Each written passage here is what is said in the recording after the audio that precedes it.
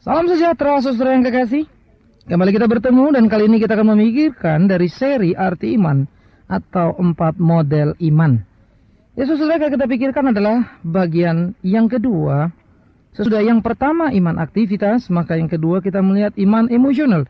Tetapi saya harap saudara-saudara mengerti pembagian ini hanyalah pendekatan menurut saya. Jadi bisa lain menurut orang lain. Jadi ini bukan yang mutlak begitu ya. Bagi saya yang mutlak adalah mutlak, yang tidak mutlak tidak mutlak. Nah untuk jenis-jenis ini orang boleh berbeda, itu tidak jadi masalah. Jadi Bapak Ibu Saudara yang kekasih pendengar, jangan mempermasalahkan hal-hal yang tidak perlu dipermasalahkan. Oke. Nah saya memberi ini istilah iman emosional. Tekanannya kita pada ayat 5 ayat 6 dari Matius pasal yang ke-13. Demikian firman Tuhan. Sebagian jatuh di tanah yang berbatu-batu yang tidak banyak tanahnya. Lalu benih itu pun segera tumbuh karena tanahnya tipis. Tetapi sesudah matahari terbit, lalu yulah ia dan menjadi kering karena tidak berakar. Nah saudara kekasih, pada bagian ini kita melihat ada satu benih yang jatuh di tanah yang tipis saudara. Nah saudara, daerah ini adalah satu daerah yang kurang menguntungkan karena memang daerah yang berbatu-batu. Tetapi kemudian benih ini tetap tumbuh. Menarik ya. Jadi benih ini tetap tumbuh, hanya saja tanah yang ada sangat tipis dan tidak mampu untuk menampung pertumbuhan yang utuh bagi sang benih. Ia bertumbuh sekejap, tetapi kemudian dikatakan matahari terbit lalu ia dan menjadi kering karena tidak berakar. Ia tidak mampu untuk tumbuh kuat karena tidak memiliki akar dan kehidupan dari tanah di tempat di mana dia ada. Sehingga tanah yang tipis ya, tidak menjadi satu bahan baku yang cukup tempat dia utuh bertumbuh. Tanah yang tipis tidak mampu untuk memberikan dia pertumbuhan yang sesungguhnya, yang seharusnya. Jadi, ini mengakibatkan dia ada sesaat ditimpa oleh matahari, matilah dia. Saudara, saya menyebut ini iman emosional, yaitu tipikal-tipikal di mana orang-orang seringkali masuk di dalam beribadah dan bergairah menyanyi. Bahkan mereka mampu mungkin untuk bersaksi. Tetapi tipikal-tipikal seperti ini bagi saya adalah satu tipikal-tipikal yang sangat karakteristik dengan karakter orangnya, begitu ya. Istilah karakteristik itu masih spesial gitu. Jadi artinya gini saudara. Saudara-saudara jangan cepat-cepat tertipu pada waktu kita beribadah. Pada waktu ada orang beribadah mereka begitu senang, begitu bergairah. Jangan langsung bilang dia penuh Roh Kudus. Nanti dulu saudara.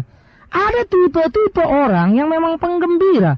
Ada tipe-tipe orang yang ekstrovert, lepas. Ada tipe-tipe orang yang gampang enjoy dimanapun dia ada. Jangankan di gereja, saudara.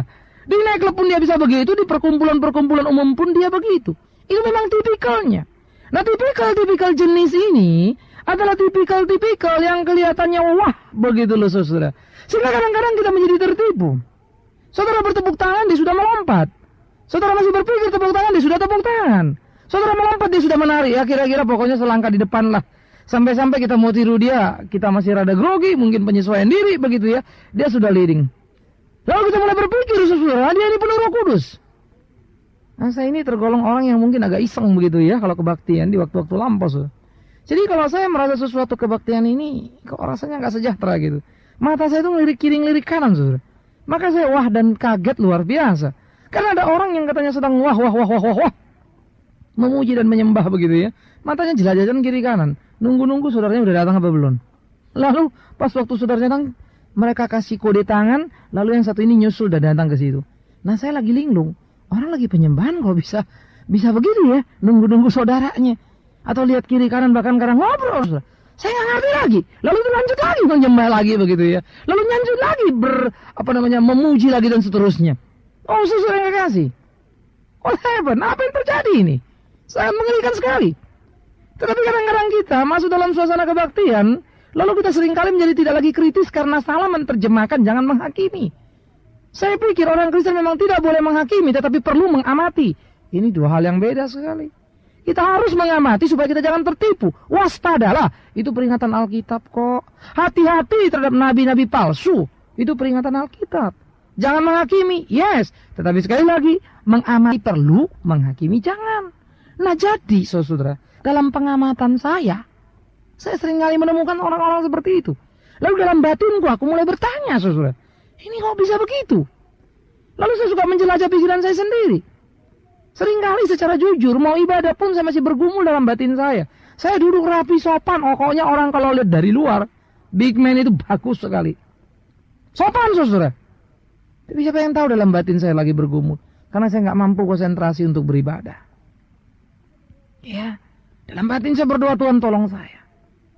Tetapi ada orang-orang tipe tertentu yang nggak perlu bergumul. Langsung dia ekspresikan dalam geraknya, langsung dia ekspresikan dalam wajahnya, dan mereka menyebut dirinya bergembira di dalam Tuhan. Siapa yang tahu? Nobody knows, saudara. Nggak ada seorang pun yang tahu isi hati orang. Karena itu apa yang diungkapkan oleh Tuhan Yesus dalam perumpamaan ini sangat menarik. Dia membelah, dia membedah seluruh kehidupan manusia. Kita bisa bermunafik ria, kita bisa menipu orang. Karena orang punya mata yang terbatas, yang cuma bisa melihat tubuh tetapi tidak bisa melihat isi hati kita. Manusia adalah manusia-manusia yang terbatas, yang cuma bisa melihat bagaimana kita menyanyi, melompat, bahkan menari, tetapi kita tidak tahu apa yang asli di dalam batin kita. Namun Tuhan yang di sorga sana selalu melihat.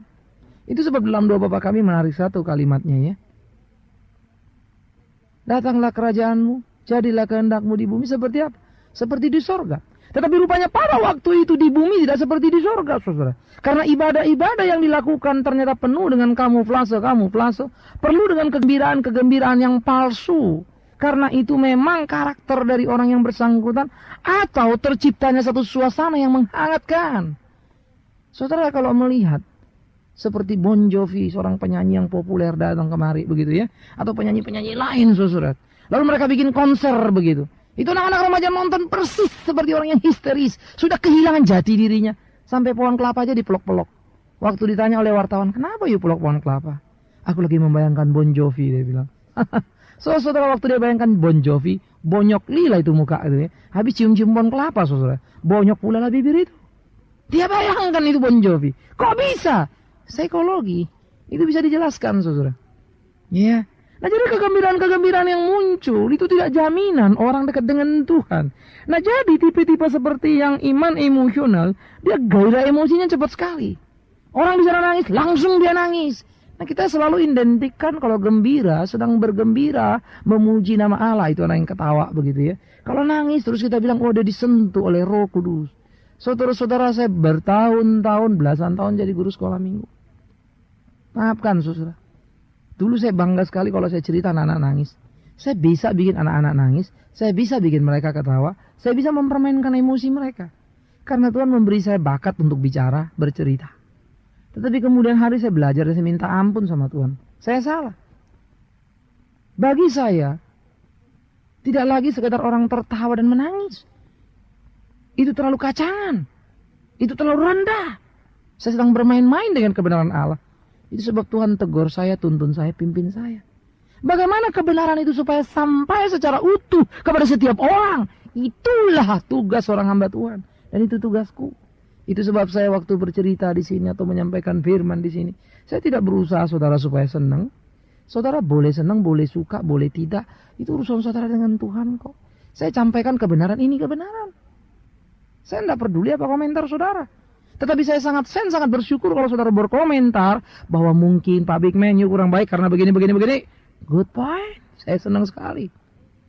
Ya, saya senang kritik yang membangun. Karena saya sendiri suka autokritik. Siapa sih kita ini, saudara?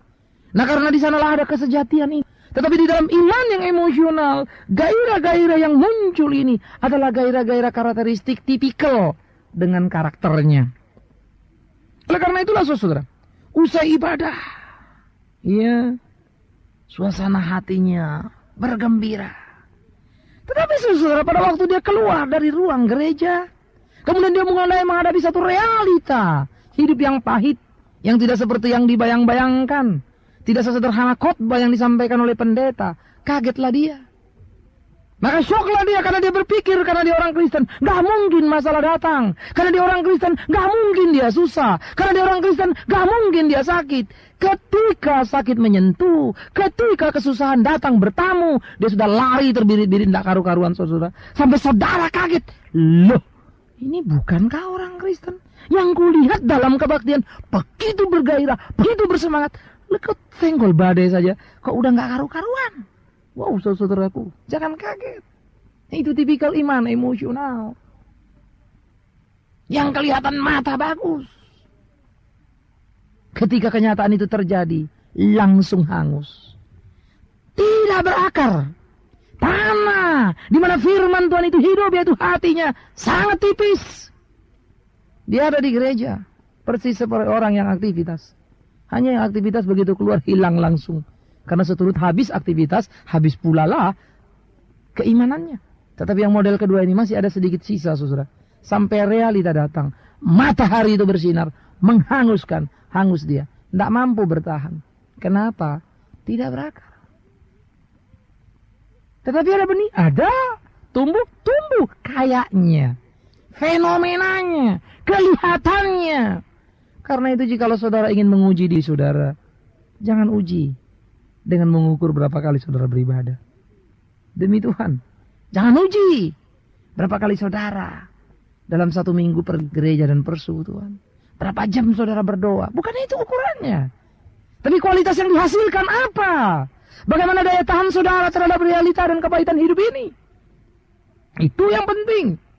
Oleh karena itu saudara, orang-orang tipikal iman emosional gampang sekali hancur dalam hidup ini. Dan jujur saudara, hidup ini kan adalah sebuah kenyataan yang pahit. Hidup ini kan sebuah perjalanan panjang yang memang Tuhan katakan kok. Satu perjalanan anak domba melintasi kawanan serigala. Mission impossible. Sesuatu yang tidak mungkin. Tetapi karena kemurahan Allah, Roh-Nya bekerja di hati kita. Dia memberi kita keberanian dan kebijakan untuk menemukan jalan keluar bersama dan di dalam Dia. Yesus Kristus Tuhan kita. Jadi saudara, orang-orang model iman emosional adalah model karbitan. Di mana emosi sangat berperan membungkus apa yang disebutnya iman. Karena itu, waktu saya bicara pada waktu lampau tentang arti iman, saudara perlu perhatikan baik-baik. Jadi iman bukan apa yang saudara bisa lihat waktu orang nyanyi, lompat-lompat atau menari. Bukan. Di sana kita baru bermain dengan emosi, saudara. Sehingga sulit sekali untuk tahu siapa sebenarnya yang sejati atau tidak ketika sebuah kebaktian diadakan. Karena semua menyanyi dengan senang, semua bertepuk tangan. Kalau ukurannya itu, lalu kita bilang, oh puji Tuhan, kita bergembira sekali. Maaf saudara, di pub juga saudara dapat suasana itu. Di nightclub juga dapat suasana ini. Apalagi di diskotik.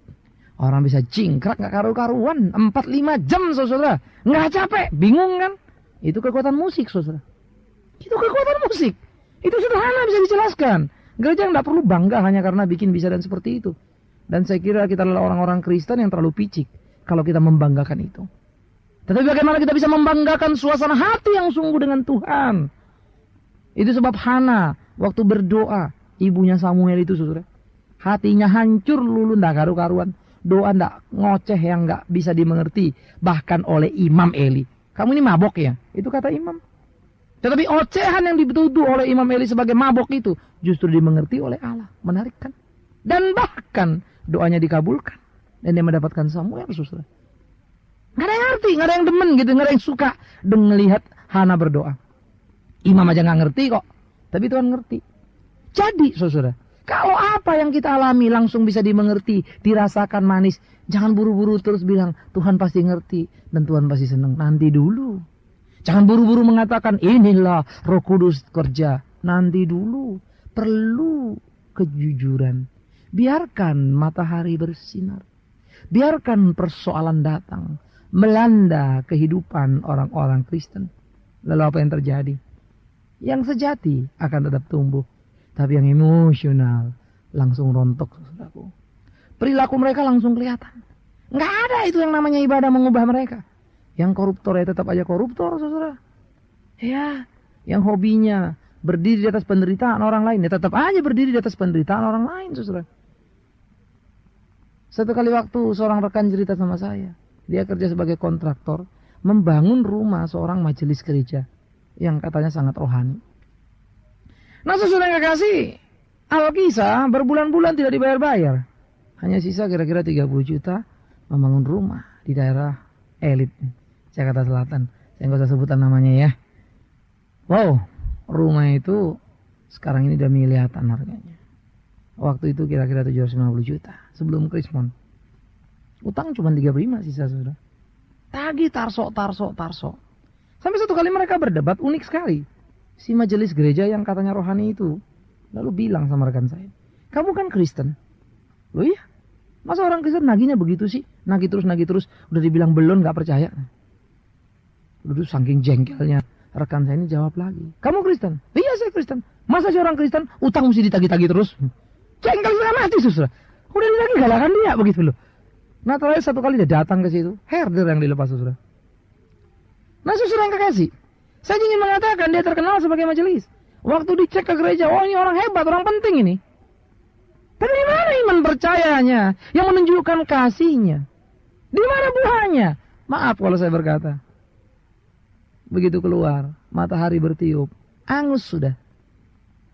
Yang tersisa apa? Keaslian masa lalunya. Jadi anda heran kalau dia mampu, utang tidak bayar. Di gereja nyanyi haleluya puji Tuhan. Begitu keluar, haleluya, nggak tahu puji siapa saudara. Ya. Jadi di sini saudara yang kekasih, perlu kita memikirkan baik-baik. Tapi daripada membicarakan orang-orang model seperti itu, alangkah baiknya kita membicarakan diri kita sendiri. Di mana sekarang kita berada? Model iman seperti apa yang kita miliki? Jangan-jangan iman kita adalah iman emosional. Itu sebab kadang-kadang kita mungkin bingung dengan diri kita. Saya ini gimana sih? Ibadah. Tapi pulang ibadah, ya balik lagi. Begitu ya. Itu jenisnya. Anda perlu bergerak. Tanah perlu ditambah. Supaya benih mampu berakar. Anda perlu bertindak. Menekuk lutut, melipat tangan dan berkata, berbelas kasihanlah Tuhan kepadaku. Cintai firman-Nya dan bertumbuhlah. Atau Anda akan mati. Karena matahari tidak pernah berhenti bersinar setiap hari. Atau Anda hanya akan menjadi pecundang. Dan setan akan berpesta pora, saya mengatakan. Inilah dia sasaran empuku. Oh saudaraku, jangan sampai setan itu berpesta pora dalam hidup kita. Karena itu periksa diri baik-baik. Kita orang Kristen perlu mengintrospeksi diri kita masing-masing. Jangan-jangan kita hanyalah model iman emosional. Ya, mungkin pendeta memuji Anda. Anda mungkin disebut orang beriman, orang baik karena Anda rajin ke gereja. Ya, memang menyenangkan saudara. Saya juga pendeta dan pegang gereja. Ya, namanya jemaat kalau ke gereja itu kan enak saudara. Kolektor makin tinggi kan? Kadang-kadang saya suka malu tuh kalau lagi baca warta gitu ya. Kalau kolektor tinggi, aduh Tuhan, kolektornya bagus nih begitu ya. Saudara, tergoda juga.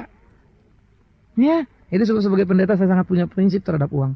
Istri saya tidak boleh ikut campur urusan uang. Termasuk Big Man Sirait sebagai pendeta. Tidak ikut urusan uang. Apalagi tanda tangan cek, itu bukan urusanku. Itu sebab saya punya prinsip dalam gereja, sudah mulai pikir-pikir. Siapa yang mau sama-sama hitung berapa pengeluaran gereja, kita bayar di muka. Yang masing-masing maksudnya mau komitmen. Jadi berapapun uang persekutuan, uang persembahan, kita tidak usah pusing-pusing itulah. Siapa yang cinta Tuhan, ayo kerja baik-baik. Jadi kita kerjanya pelayanan. Nggak mikir-mikirin uang yang nggak karu-karuan. Lalu bikin ini, bikin itu. Waduh, nggak enak banget kadang-kadang saudara. Ya, teriak ini, teriak itu. Waduh, ini gereja kayak perusahaan aja. Ya, apa dikit uang. Nah, sekali lagi. Jadi puaslah kalau Tuhan yang memuji Anda. Tapi jangan puas kalau pendeta Big Man Sirait yang memuji Anda. Mungkin saya memujimu karena kau rajin datang. Dan itu menyenangkan hatiku. Karena uang persembahan pun datang. Karena itu saudara, pendeta dan Anda sama saja. Kita tidak ada bedanya. Karena itu mari kita sama-sama. Jangan terbenam dan puas di sana. Tertipu oleh suasana. Tertipu oleh emosi yang ada. Tapi mari kita bangun dan membangun iman yang utuh di dalam hidup kita untuk puji hormat nama Tuhan kita. Selamat bagi Anda untuk menyadari diri di mana sekarang Anda berada. Model iman seperti apa yang Anda punyai. Saya, saudara, kita bergandengan tangan. Kita buka, kita periksa diri kita di hadapan Tuhan. Amin.